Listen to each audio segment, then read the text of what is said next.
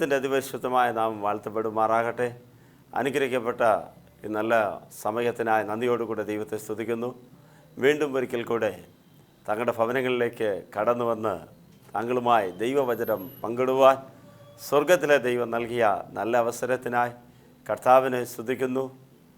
ജീവിതമാം യാത്രയിൽ ഓടങ്ങളും തിരമാലകളും മാറി മാറി അടിക്കുമ്പോൾ എന്ത് ചെയ്യണമെന്നറിയാതെ ഭാരപ്പെടുന്ന സാഹചര്യങ്ങളിൽ കരം പിടിച്ച് നടത്തുന്ന നല്ല കർത്താവ് അമരക്കാരനായി കൂടെ ഉള്ളതിനായി നന്ദിയോടുകൂടെ ദൈവത്തെ സ്തുതിക്കുന്നു. ഇന്ന് പകൽക്കാലം വളരെ പ്രാർത്ഥനയോടുകൂടെ പ്രത്യാശയോടുകൂടെ ദൈവസന്നിധിയിലായിരിക്കാം. സ്വർഗത്തിലെ ദൈവം നമ്മോടുകൂടെ സംസാരിക്കുമാറാകട്ടെ. യെശയ്യാ പ്രവാചകൻ്റെ പുസ്തകം 60-ാം അധ്യായം അതിൻ്റെ 1-ാമത്തെ വാക്യം നമ്മുടെ ധ്യാനത്തിന് ആധാരമായി വായിക്കുവാൻ ഞാൻ ആഗ്രഹിക്കുന്നു. യെശയ്യാ പ്രവാചകൻ്റെ പുസ്തകം 60-ാം അധ്യായം അതിൻ്റെ 1-ാമത്തെ വാക്യം. എഴുന്നേറ്റ് പ്രകാശിക്കുക, എഴുന്നേറ്റ് പ്രകാശിക്കുക, നിൻ്റെ പ്രകാശം വന്നിരിക്കുന്നു. പ്രിയ ദൈവ മക്കളെ, പ്രവാചകനിലൂടെ ദൈവത്തിൻ്റെ ആത്മാവ് വിളിച്ചു പറയുന്ന ഒരു സന്ദേശമാണ് എഴുന്നേറ്റ് പ്രകാശിക്കുക, നിൻ്റെ പ്രകാശം വന്നിരിക്കുന്നു, യഹോവയുടെ തേജസ്സും നിൻ്റെ മേൽ ഉദിച്ചിരിക്കുന്നു.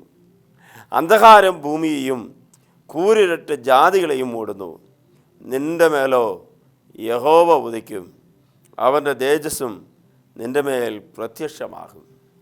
നിൻ്റെ മേൽ യഹോവ ഉദിക്കും. ഇവിടെ 2 വാക്യങ്ങൾ പറയപ്പെട്ടിരിക്കുകയാണ്. എഴുന്നേൽക്കുക, പ്രകാശിക്കുക. ഒരു അന്ത്യകാലത്തിലേക്ക് നാം കടന്നു വന്നിരിക്കുന്നു. ലോക സംഭവങ്ങളെല്ലാം കർത്താവായ യേശു ക്രിസ്തുവിൻ്റെ വരവിനെ വിളിച്ചു പറഞ്ഞുകൊണ്ടിരിക്കുന്നു. യേശു വേഗം വരാൻ പോകുന്നു. ഈ ലോകത്ത് ദൈവം നമുക്ക് നൽകിയിരിക്കുന്ന കഴിവുകൾ, താലന്തുകളെല്ലാം ദൈവനാമ മഹത്വത്തിനായി ഉപയോഗിക്കുവാൻ സർവകൃപാലുവായ ദൈവം നമ്മെ സഹായിക്കുമാറാകട്ടെ.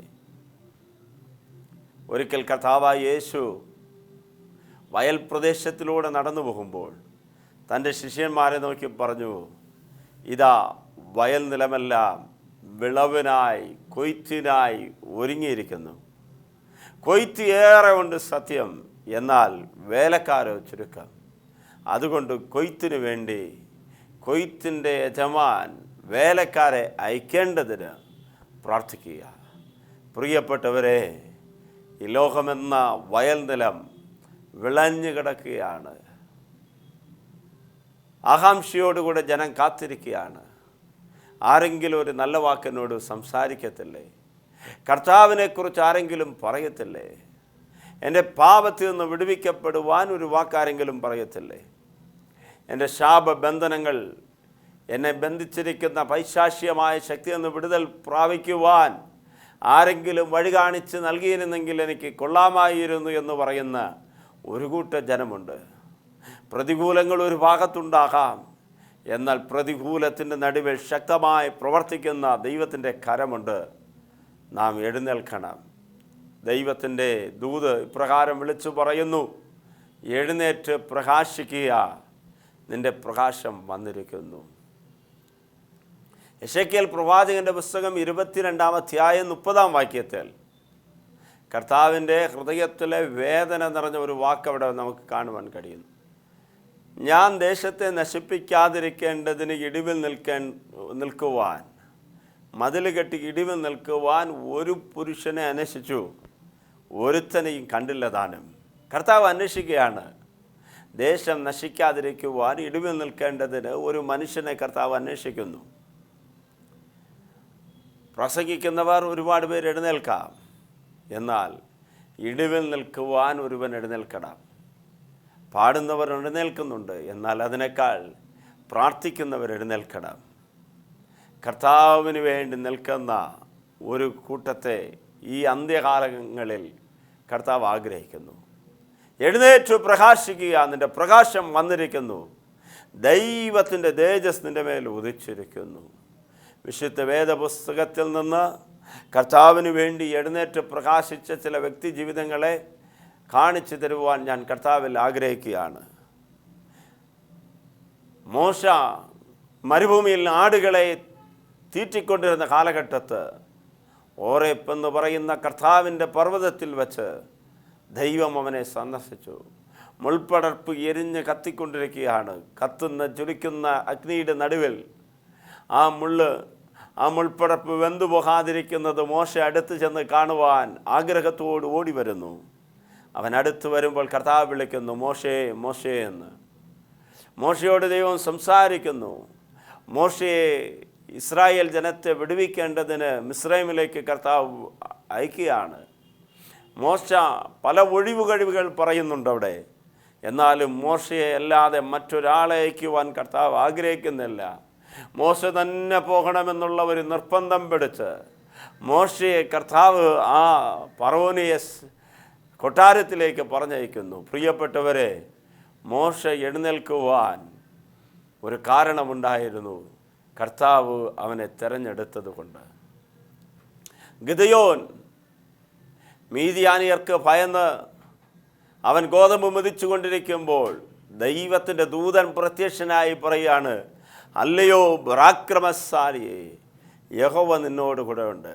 ഗിദെയോൻ്റെ ചോദ്യം, കർത്താവ് ഞങ്ങളോട് കൂടെ ഉണ്ടെങ്കിൽ ഞങ്ങൾക്ക് എന്തുകൊണ്ട് ഇതെല്ലാം സംഭവിക്കുന്നു?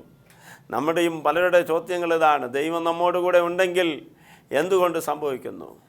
പ്രിയപ്പെട്ടവരെ, ദൈവം നമ്മളിലൂടെ ചെയ്യേണ്ട പണി നാം തന്നെ ചെയ്യണം. മറ്റൊരാളെ ദൈവം അതിനുവേണ്ടി ചുമതലപ്പെടുത്തിയിട്ടില്ല. നമ്മിൽ കൂടെ ചെയ്യുവാൻ ദൈവം ആഗ്രഹിക്കുന്ന പണിക്ക് വേണ്ടി നാം വരുന്നത് വരെ ദൈവം കാത്തിരിക്കുകയാണ്. ഗിദെയോനോട് പറയുന്നു, പരാക്രമശാലിയെ, യഹോവ നിന്നോടുകൂടെ ഉണ്ട്. ഒരു ഗിദെയോൻ എഴുന്നേറ്റപ്പോൾ അവിടെ മീദിയാനിയ ശക്തികൾ തകർക്കപ്പെട്ടു. ന്യായാധിപന്മാരുടെ പുസ്തകം നാം പരിശോധിച്ച് നോക്കുമ്പോൾ ഇസ്രായേൽ ജനം പാപത്തിൽ വീഴുകയാണ്. പാപം ചെയ്യുമ്പോൾ കർത്താവ് അവരെ ശത്രുക്കളുടെ കരങ്ങളിൽ ഏൽപ്പിക്കുന്നു. ശത്രുക്കളുടെ കൈകളിൽ ഏൽപ്പിക്കപ്പെട്ടതായ ജനം വീണ്ടും നിലവിളിച്ച് കരയുന്നു, പ്രാർത്ഥിക്കുന്നു. ദൈവസന്നിധിയിലേക്ക് തിരിയുമ്പോൾ ദൈവം ഒരു രക്ഷകനെ എഴുന്നേൽപ്പിക്കും. ആ രക്ഷകൻ്റെ കാലത്ത് സമാധാനത്തോടു കൂടെ ആയിരിക്കും. നമ്മളിൽ പലരുടെ ജീവിതങ്ങളും ഇതുപോലെ തന്നെയാണ്. പാപത്തിൽ നാം കിടക്കുമ്പോൾ ദൈവം നമ്മെ മറക്കുന്നു, അല്ലെങ്കിൽ നമ്മെ കൈവിടുന്നു. പ്രശ്നങ്ങളും പ്രതികൂലങ്ങളും കടന്നു വരുന്നു. രോഗങ്ങൾ, പോരാട്ടങ്ങൾ കടന്നു വരുമ്പോൾ വീണ്ടും നാം ദൈവസന്നിധിയിൽ പ്രാർത്ഥിക്കുകയും ദൈവത്തെ ആരാധിക്കുകയും ചെയ്യുമ്പോൾ ദൈവം വിടുവിക്കുമ്പോൾ വീണ്ടും ശാന്തമായിരിക്കുന്നു. ദൈവത്തെ മറന്നു. ഇന്ന് പകൽക്കാലം ഈ സന്ദേശം കേൾക്കുമ്പോൾ ദൈവത്തെ മറക്കുന്നവരായി ആരെങ്കിലും ഉണ്ടെങ്കിൽ ദൈവസന്നിധിയിലേക്ക് മടങ്ങി വരുവാൻ കർത്താവിൽ ഞാൻ ആഹ്വാനം ചെയ്യുകയാണ്. ന്യായാധിപന്മാർ 15-16 ന്യായാധിപന്മാരെ കർത്താവ് എഴുന്നേൽപ്പിച്ചു. അവർ എഴുന്നേറ്റ് ദൈവത്തിനു വേണ്ടി പ്രവർത്തിക്കുവാനിടയായി. പ്രിയപ്പെട്ടവരെ, 200 വർഷങ്ങൾക്ക് മുൻപ് ഇംഗ്ലണ്ടിൽ സുഖസൗകര്യങ്ങളോടുകൂടെ ജീവിച്ചു കൊണ്ടിരുന്ന വില്യം കേറി എന്ന് പറയുന്ന ചെരുപ്പ് തയ്ക്കുന്ന ഒരു യവനക്കാരൻ ചെരുപ്പ് തയ്ച്ചുകൊണ്ടിരിക്കുന്ന സ്ഥലത്ത് വച്ചാണ് ഇന്ത്യ എന്ന് പറയുന്ന ഒരു ദേശത്തെക്കുറിച്ച് അവൻ കേൾക്കുന്നത്. ഇന്ത്യയിൽ ഉള്ള ജനത്തിൻ്റെ അവസ്ഥകൾ കേട്ടപ്പോൾ അവൻ പൊട്ടിക്കരയുവാൻ തുടങ്ങി.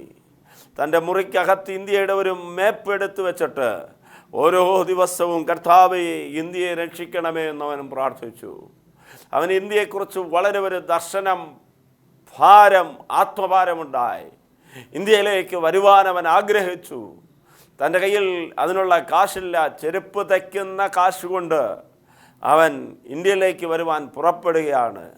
അവനെ ഇന്ത്യയിലേക്ക് അയക്കുന്ന ആ ദൈവദാസനെ ഇന്ത്യയിലേക്ക് അയക്കുന്ന മിഷണറി സംഘടന അദ്ദേഹത്തെ അയക്കുവാൻ ഉത്സാഹം കാണിച്ചില്ല. എന്നാലും അദ്ദേഹം കടന്നു വന്നപ്പോൾ കൽക്കട്ടയിൽ ഇറങ്ങുവാൻ സമ്മതിക്കാതെ അദ്ദേഹം സെറാംപൂർ എന്ന് പറയുന്ന സ്ഥലത്താണ് കപ്പലിൽ നിന്ന് ഇറങ്ങിയത്. കപ്പലിൽ നിന്ന് ഇറങ്ങിയത് മുതൽ പ്രതികൂലങ്ങൾ ധാരാളമുണ്ടായി. തൻ്റെ 2 മക്കൾ മരിച്ചു. അവരെ അടക്കം ചെയ്യുവാൻ ആരും വന്നില്ല. സ്വന്തം കൈകൊണ്ട് ആ പിതാവ് തൻ്റെ ഓമന മക്കളെ അടക്കം ചെയ്തു. തൻ്റെ ഭാര്യ ഒരു മാനസിക രോഗിയായി മാറി. താൻ തർജ്ജമ ചെയ്ത പല വേദപുസ്തകത്തിൻ്റെ ഭാഗങ്ങളും തീയിലിട്ട് കത്തിച്ചു കളഞ്ഞു. എന്നാലും അദ്ദേഹം ഡിസപ്പോയിൻമെൻ്റ് ആയില്ല, നിരാശപ്പെട്ട് കിടന്നില്ല.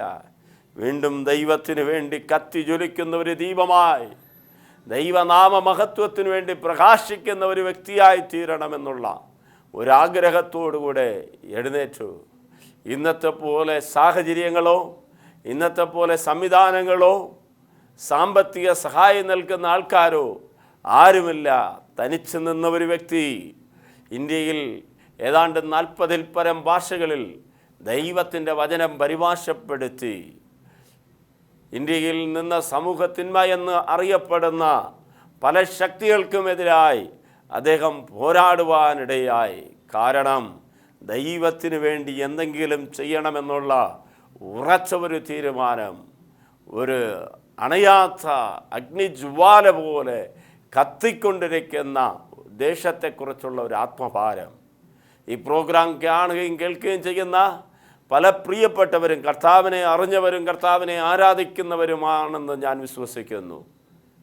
നിങ്ങളേത് നിലയിൽപ്പെട്ടവരായെങ്കിലും കർത്താവിന് വേണ്ടി എന്തെങ്കിലും ചെയ്യുവാൻ ഈ പകൽക്കാലം എഴുന്നേൽക്കുക. യേശുവിൻ്റെ പരസ്യ ശുശ്രൂഷ കാലഘട്ടത്തിൽ യേശു കടന്നു പോകുന്ന സ്ഥലങ്ങളിലെല്ലാം യേശു വരുന്നു എന്നുള്ള ശബ്ദം കേട്ടപ്പോൾ ചിലർ എഴുന്നേൽക്കുവാനിടയായി. 12 വർഷമായി രക്തസ്രാവമുള്ളതായ ഒരു സ്ത്രീ യേശു കടന്നു വരുന്നത് കേട്ടപ്പോൾ അവൾക്ക് ബലഹീനമാണ്, രോഗമാണ്, ആരോഗ്യമില്ല. എഴുന്നേറ്റ് കടന്നു വന്നവൾ തീരുമാനിച്ചു, യേശുവിൻ്റെ വസ്ത്രത്തെയെങ്കിലും ഞാൻ തൊടും. അവൾ വിശ്വാസത്തോടു കൂടെ കടന്നു വന്നു. യേശുവിൻ്റെ വസ്ത്രം തൊട്ടപ്പോൾ സൗഖ്യമായി. പ്രിയപ്പെട്ടവരെ, എഴുന്നേറ്റ് വന്നാൽ നിനക്കൊരു വിടുതലുണ്ടാകും, സൗഖ്യമുണ്ടാകും. യേശു എരികോയിൽ കൂടെ കടന്നു വരികയാണ്. അവിടെ ഒരു പിച്ചക്കാരനത് യാചിക്കുന്നു. 2 കണ്ണും കാണാത്ത ഒരു മനുഷ്യൻ, ബർത്തിമേസ് എന്ന് വിളിക്കപ്പെടുന്ന തിമേയുടെ മകനായ ബർത്തിമേസ്, അവൻ അന്ധനായി വർഷങ്ങളായി കിടക്കുകയാണ്. പിച്ചപാത്രവുമായി പിച്ചയാടനത്തിലുള്ള വസ്ത്രവുമായി ആ റോഡരികിലിരിക്കുന്ന ബർത്തിമിയോസ് അന്വേഷിക്കുന്ന ആരാ ഇതുവഴി കടന്നു പോകുന്നത്. ആരാണ്ടോ വിളിച്ചു പറഞ്ഞു, നസ്രേനായ യേശു കടന്നു പോകുന്നു. നസ്രേനായ യേശു എന്ന് പറഞ്ഞു കൊടുത്തപ്പോൾ നസ്രേനായ യേശു എന്ന് വിളിക്കാതെ ദാവീദ് പുത്ര എന്നോട് കരുണയുണ്ടാകണമേ, കേൾക്കുന്നത് പോലെ പറയപ്പെട്ടതുപോലെയല്ല, യേശു ആരെന്ന് മനസ്സിലാക്കി ആ ബർത്തിമേസ് വിളിച്ചപ്പോൾ ആ ശബ്ദത്തിന് മുൻപായി യേശു നിന്നു. യേശു നിന്നിട്ട് പറയുന്നു, അവനെ എൻ്റെ അടുത്ത് കൊണ്ടുവരിക. ഈ ശബ്ദം ആര് അവനോട് വിളിച്ചു പറയുന്നു? ഗുരു നിന്നെ വിളിക്കുന്നു. അവൻ്റെ ശബ്ദം കേട്ട പലരും അവനോട് മിണ്ടാതിരിപ്പാൻ പറഞ്ഞു. എന്നാൽ യേശു നിന്നപ്പോൾ മിണ്ടാതിരിക്കുവാൻ ആർക്കും പറയാൻ പറ്റിയില്ല. പ്രിയപ്പെട്ടവരെ, നിന്റെ ശബ്ദത്തിന് മുൻപായി യേശു നിൽക്കും.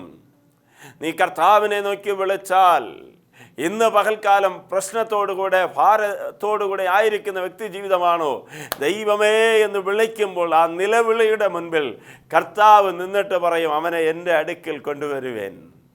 യേശു വിളിക്കുന്നെന്ന് കേട്ടപ്പോൾ അന്ധനായവൻ ചാടി എഴുന്നേറ്റു.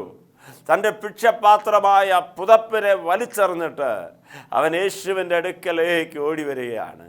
യേശു അവനെ നോക്കി ചോദിക്കുന്നു, ഞാൻ നിനക്ക് എന്ത് ചെയ്യണം? യേശുവിൻ്റെ അടുക്കലേക്ക് വരുവാൻ നീ എഴുന്നേറ്റ് വന്നാൽ കർത്താവ് നിന്നെ നോക്കി ചോദിക്കുന്ന ഒരു വാക്കുണ്ട്, ഞാൻ നിനക്ക് എന്ത് ചെയ്യണം? പ്രിയപ്പെട്ടവരെ, ഈ ലോകത്തിലെ ഒരു പ്രധാനമന്ത്രി നമ്മെ നോക്കി ചോദിച്ചാൽ അദ്ദേഹത്തിന് ചെയ്യുവാൻ ചില പരിമിതികളുണ്ട്. എല്ലാം ചെയ്തു തരുവാൻ കഴിയത്തില്ല.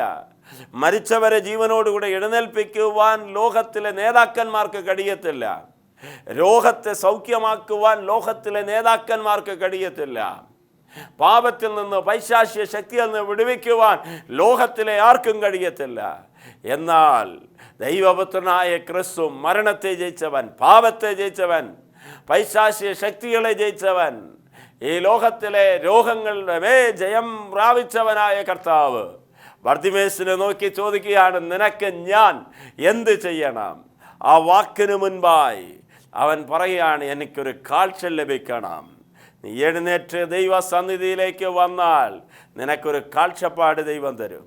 എഴുന്നേറ്റ് വന്നാൽ രോഗത്തിൽ നിന്ന് സൗഖ്യം തരും. എഴുന്നേറ്റ് വരുമ്പോൾ നിൻ്റെ പ്രശ്നത്തിനൊരു മാറ്റമുണ്ടാകും. യേശു ഇതാ മറ്റൊരു സ്ഥലത്തിലേക്ക് കടന്നു വരികയാണ്. അവിടെ ഒരു കുളമുണ്ട്. ആ കുളത്തിൻ്റെ പേര് ബെഥസ്ദ കുളക്കരയിൽ പല രോഗികൾ കിടക്കുകയാണ്. പല ദീനക്കാർ, കുരുടർ, മുടന്തർ എന്ന് വേണ്ട, പക്ഷപാതക്കാർ, എല്ലാ രോഗത്താലും ബാധിക്കപ്പെട്ടവർ കുളക്കരയിൽ കിടക്കുക. എപ്പോഴെങ്കിലും ഒരിക്കൽ ഒരു ദൂതൻ ഇറങ്ങി വന്ന് കുളത്തെ കലക്കും. കുളം കലക്കപ്പെടുമ്പോൾ ആദ്യമായി ആരിറങ്ങുന്നു? അവരുടെ രോഗം ഏത് വിധത്തിലുള്ളതായാലും അവർക്ക് സൗഖ്യം ലഭിക്കും. തൻ്റെ ജീവിതത്തിൽ ഒരു വിടുതലും ആഗ്രഹിച്ച് തൻ്റെ പ്രശ്നത്തിന് വിടുതൽ വേണമെന്ന് ആഗ്രഹത്തോട് വന്ന ഒരു വ്യക്തിയാണ് ഈ പക്ഷപാതക്കാരൻ. വർഷം 1, 2, 3, 4, 5, 10, 20, 30 വർഷങ്ങളായി, ഇപ്പോൾ 38 വർഷമായി കുളക്കരയിൽ തന്നെ കിടക്കുന്നു. എഴുന്നേൽക്കുവാൻ കഴിയുന്നില്ല. കുളക്കരയിൽ നിന്ന് മാറുവാൻ കഴിയുന്നില്ല. വളരെ പ്രതീക്ഷകളോടുകൂടെ കടന്നു വന്നതാ, പ്രത്യാശകളോടുകൂടെ കടന്നു വന്നതാ, ജീവിതത്തിൽ പലവിധമായ അനുഭവങ്ങളോടുകൂടെ കടന്നു വന്നതാ.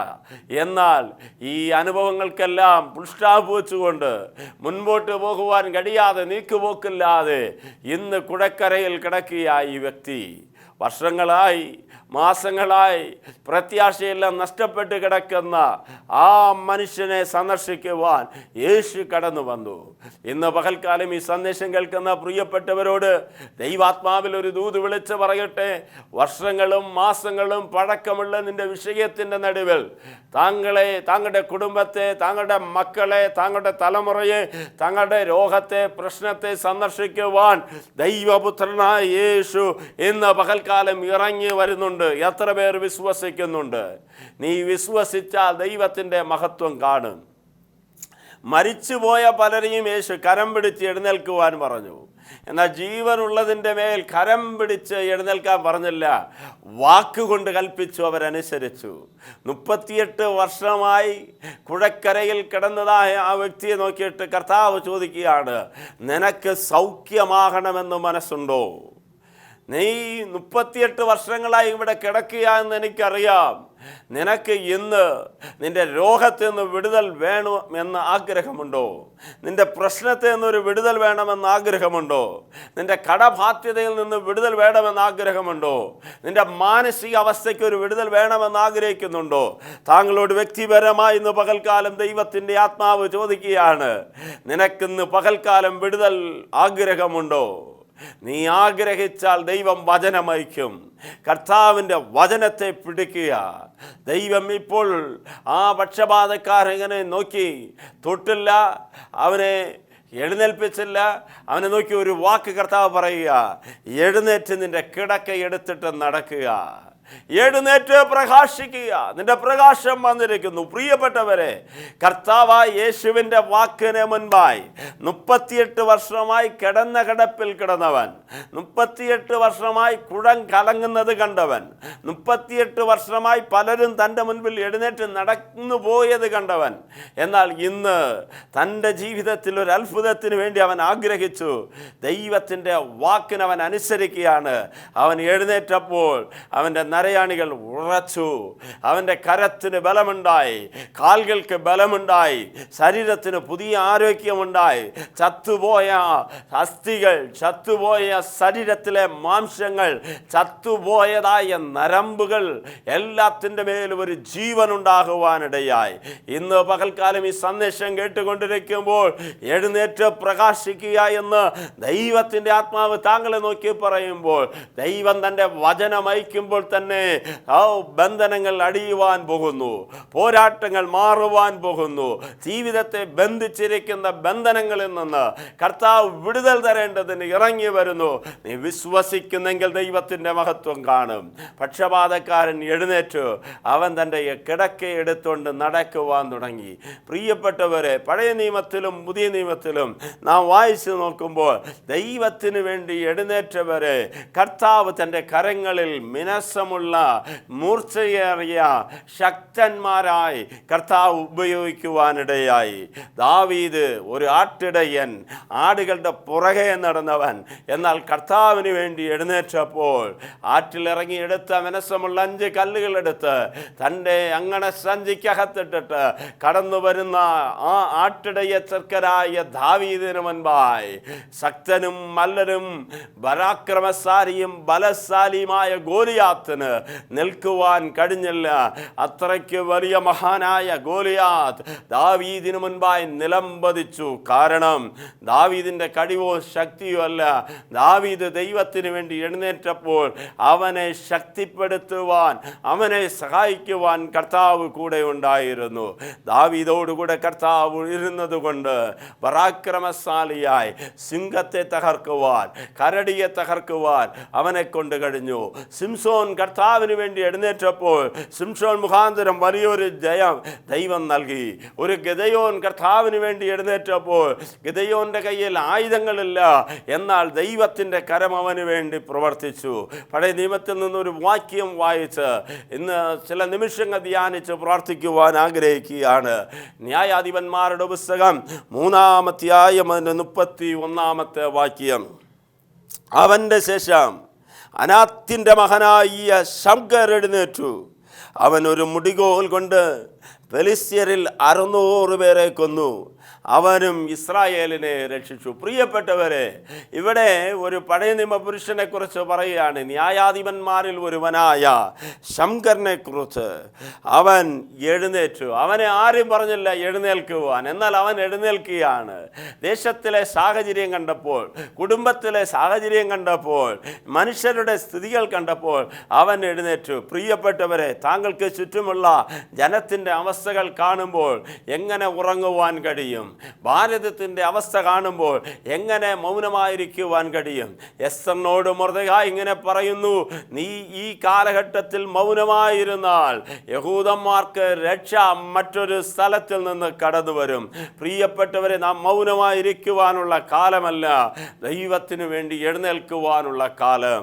സംകർ എന്ന് പറയുന്ന ഒരു വ്യക്തി അവൻ്റെ സ്വഭാവങ്ങളെ കുറിച്ചൊന്നും പറയുന്നില്ല. അവൻ എത്രത്തോളം ദൈവത്തോട് നടന്ന് നമുക്കറിയത്തില്ല. അവൻ്റെ വയസ്സ് എത്ര നമുക്കറിയത്തില്ല. അവന് എന്തെല്ലാം കഴിവുകളുണ്ടായിരുന്നു ഒന്നും അറിയത്തില്ല. എന്നാൽ സംകറെ കുറിച്ച് ഒരു വാക്യം പറയുന്നു, അവൻ എഴുന്നേറ്റു. ദൈവത്തിന് വേണ്ടി, തൻ്റെ ജനത്തിനു വേണ്ടി അവൻ എഴുന്നേറ്റു. അനാത്യൻ്റെ മകനായ സംകർ എഴുന്നേറ്റു. അവനൊരു മുടിക്കോൽ കൊണ്ട് ഫെലിസ്ത്യരിൽ 600 പേരെ കൊന്നു. എഴുന്നേറ്റാൽ നിന്നെ ശക്തീകരിക്കുവാൻ കർത്താവ് ഉണ്ടാകും. പൗലോസ് ഇപ്രകാരം പറയുന്നു, എന്നെ ശക്തനാക്കുന്നവൻ മുഖാന്തരം ഞാൻ സകലത്തിലും മതിയായവൻ. പ്രിയപ്പെട്ടവരെ, ശക്തനാക്കുന്ന ഒരു ദൈവമുണ്ട്. ശംഗർ എഴുന്നേറ്റ് അവൻ ദൈവത്തിന് വേണ്ടി ഉപയോഗപ്പെടുവാൻ ആഗ്രഹിച്ച ആ കാലഘട്ടത്ത് അവൻ്റെ കയ്യിൽ വലിയ ആയുധമൊന്നുമില്ല. കാളയെ അടിക്കുന്ന ഒരു വടിക്ക് തുല്യമായ ഒരു മുടിക്കോൽ അവൻ്റെ കയ്യിലുണ്ട്. ആ മുടിക്കോൽ കൊണ്ട് 600 ഫെലിസ്ത്യ മല്ലന്മാരെ കൊന്നു. എന്നെ കേൾക്കുന്ന പ്രിയപ്പെട്ടവരെ, താങ്കൾക്ക് ചുറ്റുമുള്ള ദേശാധിപ ശക്തികളെ തകർക്കുവാനുള്ള അഭിഷേകം ദൈവം താങ്കളുടെ മേൽ നൽകുകയാണ്. താങ്കളുടെ കുടുംബത്തിനെതിരായി വ്യാപരിക്കുന്ന ദുഷ്ടശക്തികൾ, ശാപത്തിൻ്റെ കെട്ടുകളെ തകർക്കുവാൻ ഉള്ള അഭിഷേകത്തെ കർത്താവ് നൽകുന്നു. നീ എഴുന്നേറ്റാൽ മതി, നിന്റെ കുടുംബത്തിനെതിരായ വെല്ലുവിളികൾ മാറും. നിന്റെ ശുശ്രൂഷ മണ്ഡലത്തിനെതിരായി നിന്നെ നിലനിർത്തത്തില്ല എന്നും, നിന്നെ കൊണ്ട് സഭ പണിയിക്കില്ല എന്ന്, നിന്നെ ദേശത്തിൽ ഉറപ്പിക്കില്ല എന്നും, ആമേൻ, നിനക്കെതിരായി വെല്ലുവിളി ഉയർത്തുന്ന അന്ധകാര മണ്ഡലങ്ങളെ കാണുമ്പോൾ ഭയപ്പെട്ട് എന്നെ കേൾക്കുന്ന പ്രിയപ്പെട്ടവരെ, ഈ അന്ത്യകാലത്തെ കർത്താവിന് വേണ്ടി എഴുന്നേൽക്കാമോ? ഈ ഭാരതത്തിൻ്റെ മണ്ണിൽ ദൈവത്തിന് വേണ്ടി എഴുന്നേൽക്കുന്ന സഭകൾ എഴുന്നേൽക്കട്ടെ. ദൈവനാമ മഹത്വത്തിന് വേണ്ടി ശോഭിക്കുന്ന യൗവനക്കാർ എഴുന്നേൽക്കട്ടെ. ദൈവത്തിന് വേണ്ടി ശക്തമായി ഉപയോഗിക്കപ്പെടുന്ന അപ്പോസ്തലന്മാർ, പ്രവാചകന്മാർ, ഉപദേഷ്ടാക്കന്മാർ, ഇടയന്മാർ, ഉപദേഷ്ടാക്കന്മാരെല്ലാം, സുവിശേഷകന്മാരെല്ലാം എഴുന്നേൽക്കട്ടെ. പ്രാർത്ഥിക്കുന്നവർ പ്രാർത്ഥിക്കുവാൻ എഴുന്നേൽക്കട്ടെ. സുവിശേഷം അറിയിക്കുന്നവർ അറിയിക്കുവാൻ എഴുന്നേൽക്കട്ടെ. സൽപ്രവർത്തികൾ ചെയ്യുന്നവർ അതിനുവേണ്ടി എഴുന്നേൽക്കട്ടെ. ഉപവസിക്കുവാൻ, കരയുവാൻ ഒരു കൂട്ടം എഴുന്നേൽക്കട്ടെ. താങ്കളെ ദൈവം ചുമതലകളെ ഏൽപ്പിക്കുകയാണ്. ചില ഉത്തരവാദിത്തങ്ങളെ ഏൽപ്പിക്കുകയാണ്. ഇന്ന് പകൽക്കാലം ശുശ്രൂഷയുടെ ചില കൈമാറലുകൾ ഉണ്ടാകുന്നെന്ന് ഞാൻ ആത്മാവിൽ വിശ്വസിക്കുന്നു. ദൈവത്തിൻ്റെ ആത്മാവ് ചില തലങ്ങളിലേക്ക് താങ്കളോടുകൂടെ പ്രവർത്തിക്കുവാൻ ആഗ്രഹിക്കുന്നു. കർത്താവിന് ഒരു നല്ല ഒരു പാർട്ട്ണറായി, ദൈവത്തോടുകൂടെ ഒരു പങ്കാളിയായി, കർത്താവ് എൻ്റെ കൂടെ നിൽക്കണം, ഞാൻ അങ്ങയോടൊപ്പം നിൽക്കാമെന്ന് ദൈവത്തോടുകൂടെ ഒരു ഉടമ്പടി ചെയ്ത് എഴുന്നേൽക്കുക. നീ എഴുന്നേൽക്കുമ്പോൾ നിന്റെ മുൻപിൽ കർത്താവ് കടന്നു പോകും. ഇതാ തകർക്കുന്നവൻ നമുക്ക് മുൻപായി പുറപ്പെട്ടിരിക്കുന്നു. അവൻ കടന്നുപോയാൽ ദുർഘടങ്ങളെ നിരപ്പാക്ക്. ഓ, വെള്ളിയും പൊന്നും എൻ്റെതെന്ന് ദൈവം പറയുന്നു. ദൈവത്താൽ അസാധ്യമായത് ഒന്നുമില്ല. ഈ തലമുറയുടെ നടുവിൽ കാലഘട്ടത്തിൽ എഴുന്നേൽക്കുക, പ്രകാശിക്കുക, ശക്തമായി ദൈവത്തിന് വേണ്ടി ഉപയോഗിക്കപ്പെടുന്ന ഒരു തലമുറയായി തീരാം. സ്വർഗത്തിലെ ദൈവം നമ്മെ സഹായിക്കുമാറാകട്ടെ. ഞാൻ താങ്കൾക്ക് വേണ്ടി പ്രാർത്ഥിക്കുവാൻ ആഗ്രഹിക്കുന്നു. എത്ര പേർക്ക് ആഗ്രഹമുണ്ട്, കർത്താവേ എന്നിലൂടെ വൻ കാര്യങ്ങൾ ചെയ്യണമേ, എന്നെ ഉപയോഗിക്കണമേ, ഞാൻ അങ്ങയ്ക്ക് വേണ്ടി എഴുന്നേറ്റ് പ്രകാശിക്കുവാൻ ആഗ്രഹിക്കുന്നു. നമുക്കൊരുമിച്ച് പ്രാർത്ഥിക്കാം. സ്നേഹവാനായ സ്വർഗീയ പിതാവേ, ഈ സന്ദേശം കേട്ട മാതാപിതാക്കൾ, സഹോദരി സഹോദരങ്ങൾ, യൗവനക്കാർ, പൈതങ്ങൾ ഓരോരുത്തരെയും അനുഗ്രഹിക്കണം. എഴുന്നേറ്റ് പ്രകാശിക്കുക. അതിൻ്റെ പ്രകാശം വന്നിരിക്കുന്നു. യഹോവയുടെ പ്രകാശം നിൻ്റെ മേൽ ഉദിച്ചിരിക്കുന്നു. കർത്താവെ, വായിക്കപ്പെട്ട വചനപ്രകാരം തന്നെ ഒരു വലിയ ദൈവിക പ്രവർത്തനത്തിലേക്ക് ഞങ്ങൾ എഴുന്നേറ്റ് പ്രകാശിക്കുവാൻ കൃപ നൽകും. മുടന്തന്മാർ ചാടി എഴുന്നേൽക്കട്ടെ, അന്ധന്മാരുടെ കണ്ണുകൾ കാണട്ടെ, ചെവിടന്മാർ കേൾക്കട്ടെ. ആമേൻ, ഹല്ലേലൂയ. സംസാരിക്കുവാൻ കഴിയാത്തവർ സംസാരിക്കട്ടെ. പാപബന്ധനത്തിലായിരിക്കുന്നവരെ കർത്താവ് വിടുവിക്കണമേ. ഒരു അപ്പോസ്തലനെ, പ്രവാചകനെ, സുവിശേഷകനെ, ഉപദേഷ്ടാവെ, ഇടയനെ, പല വിധത്തിലുള്ള ശുശ്രൂഷകർക്കാരെ ഈ കാലഘട്ടത്തിൽ കർത്താവ് എഴുന്നേൽപ്പിക്കണം. ദൂതന്മാരെ അയച്ചിരിക്കുക. സ്തോത്രം. ദൈവ സാന്നിധ്യം ശക്തമായി വെളിപ്പെട്ടതിനായി സ്തോത്രം. എല്ലാ അന്ധകാര വ്യാപാരങ്ങളും അടിഞ്ഞുപോയതിനായി സ്തോത്രം ചെയ്യുന്നു. കുടുംബങ്ങളെ ബന്ധിച്ചിരിക്കുന്ന എല്ലാ ബന്ധനങ്ങളും അടിയട്ടെ. രോഗികൾ സൗഖ്യമാകട്ടെ. പാപത്തിൻ്റെ ബന്ധനത്തിൽ ജനം വിടുവിക്കപ്പെടട്ടെ. നശിച്ചുകൊണ്ടിരിക്കുന്ന തലമുറകൾ വീണ്ടും ദൈവസന്നിധിയിലേക്ക് കടന്നു വരട്ടെ. ഞാൻ എൻ്റെ സഭ പണിയും, പാതാള ഗോപുരങ്ങൾ അതിനെ ജയിക്കത്തില്ലെന്ന് വാക്ക് പറഞ്ഞ കർത്താവ് കൂടെ ഇരുന്ന് വഴി നടത്തും. മഹത്വം അങ്ങയ്ക്ക്. യേശുവിൻ്റെ നാമത്തിൽ പ്രാർത്ഥിക്കുമ്പോൾ കേൾക്കണം നല്ല പിതാവേ. ആമേൻ. ദൈവം താങ്കളെ അനുഗ്രഹിക്കുമാറാകട്ടെ. തുടർന്നും എല്ലാ ആഴ്ചകളിലും ഇതേ ദിവസം ഈ പ്രോഗ്രാം മറക്കാതെ കാണുക. തങ്ങളുടെ സ്നേഹിതരെ അറിയിക്കുക. എല്ലാ ഞായറാഴ്ചകളിലും രാവിലെ 6 മുതൽ 9 വരെയും രാവിലെ 10:30 മുതൽ 12:30 വരെയും വാഗമൺ ബൈബിൾ ബിലീവേഴ്സ് അസംബ്ലിയിൽ വെച്ച്, സിയോൺ വർഷിപ്പ് സെൻ്ററിൽ വെച്ച് വിശുദ്ധ സഭ ആരാധനകൾ ഉണ്ടാകുന്നതാണ്. എല്ലാ മാസത്തിൻ്റെയും 1-ാം തീയതി രാവിലെ 10 മുതൽ 2 വരെ വിശുദ്ധ ഉപവാസ പ്രാർത്ഥനയുമുണ്ട്. താങ്കൾക്ക് വേണ്ടി ഞങ്ങൾ എല്ലാ ദിവസങ്ങളിലും പ്രാർത്ഥിക്കുന്നു. താങ്കളുടെ പ്രാർത്ഥനാ വിഷയങ്ങൾ ഞങ്ങളെ അറിയിക്കുക. കർത്താവ് ധന്യമായി അനുഗ്രഹിക്കുമാറാകട്ടെ. May God bless you. Amen. Amen.